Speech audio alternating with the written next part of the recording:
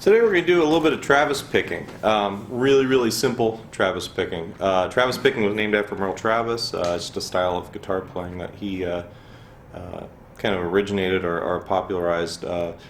You typically have a bass line that stays consistent while you do some other finger picking around that.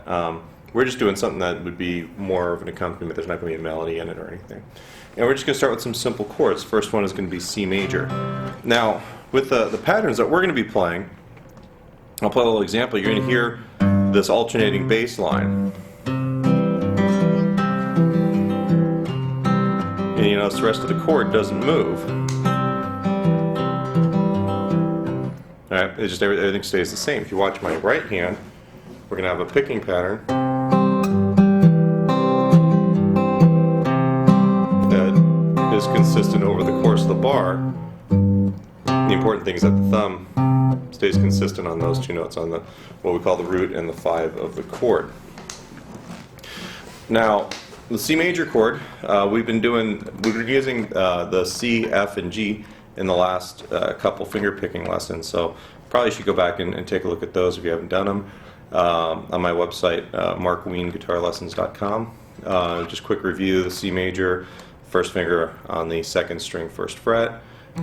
Second finger on the 2nd fret, 4th string, 3rd finger on the 3rd fret, 5th string, and the alternation is going to be on the 3rd fret. The 5th string will be the first note, the 6th string will be on the other. We call this the root and 5 of the chord. This is the root, the 5th string note, which is C, and then the 5th note up from the C, or the 5th of the chord, is going to be G, which just happens to be in a lower octave here. If we count up C, D, E, F, G, at 1, 2, 3, 4, 5, we've gone up 5 chord tones. So we're just alternating the root and the 5th of the chord for this bass line. We'll do that for all of these various chords. If your root is on the 5th string, you can always go up a string to get the 5th. If your root is on the 6th string, though, you're going to have to go out here, kind of like your power chord. Your typical power chord shape is just the root and the 5th played together. And that kind of shows you where those two notes would be. Usually if you have this note, that's the octave. Alright, so for the right hand picking, what we have here, the first beat, you're going to be picking the root on the 5th string, and then we're using our middle finger on the 3rd string and your ring finger on the 2nd string together. So we're going 1 and.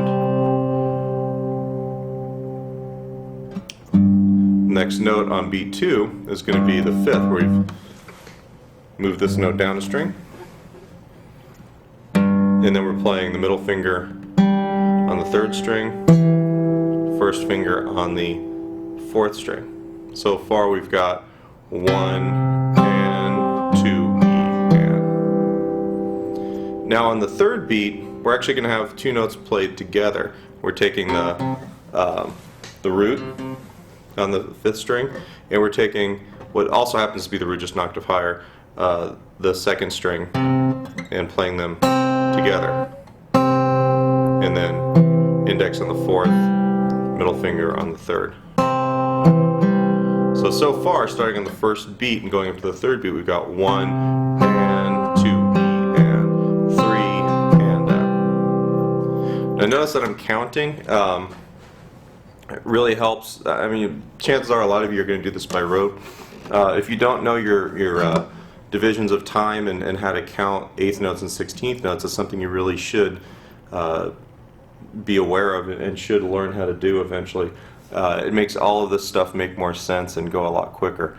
The last note of this pattern, we're actually going to be using your thumb on the 5th, on the 6th string, and then your ring finger on the 2nd string, and then middle finger on the 3rd string. So the whole thing, starting on beat 1, 1 and 2 E and 3 and 4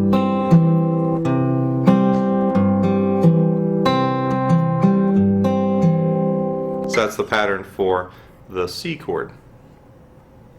Now, when we play the F major chord, which is just a big ol' F bar chord, here, you're barring your first finger across the first fret, third finger on the third fret, fifth string, fourth finger on the fourth fret, fourth string, middle finger on the second fret of the third string. We don't actually have to move anything because we've got the root here and the fifth here. So that's going to stay the same. And your picking pattern is going to be fairly similar.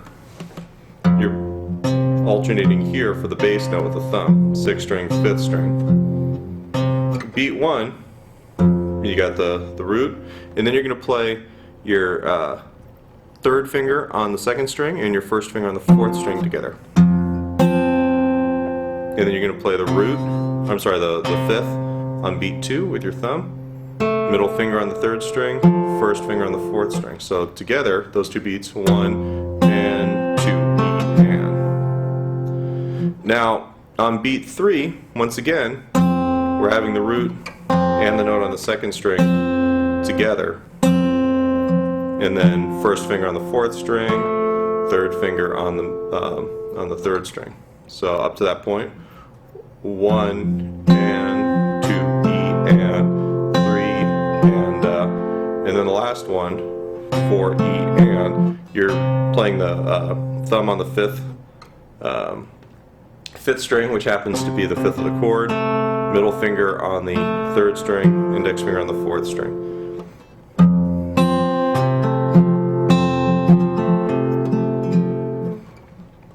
The last chord we're going to deal with here is going to be the G chord. And the G chord, we could, if we wanted to, just take your F and just move it up 2 frets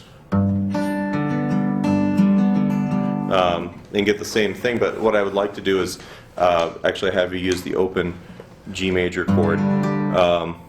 Fourth finger on the first string, third fret, third finger on the second string, third fret, open, open, and then your first finger goes on the second fret, fifth string, and then your second finger goes on the third fret, sixth string. That happens to be the root. The root in the fifth in this chord shape happens to be the root on the sixth string, and then the open fourth string is also the fifth in this chord. If you were to play this bar chord, that D right there is what you're playing with your third finger, kind of like when we're doing the root and the 5 here. And if you play that note and then you play the fourth string open, you'll notice they're the same note, the same pitch. So with this one, we come back to this hand. Hopefully I'm not making you seasick going back and forth. You got your thumb on the root, and then what you'll notice is that a lot of this happens on the first couple strings. You've got your ring finger on the first string, your middle finger on the second string. So we got 1 and then we've got the fifth right here on the fourth string. So you're going thumb, middle finger on the second string, first finger on the third string. So we got 1 and 2 E and then we're going to play thumb and ring finger together on the first and sixth strings, index on the third, middle finger on the second. So up to that point we have 1 and 2 E and 3 and then the last bit is going to be thumb on the fifth on the fourth string, and then ring finger on the first string, and then first finger on the third string. So together,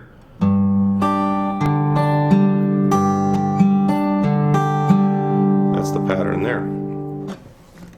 So if I wanted to, I could take these chords and do a little, let's play them together. C, F, G,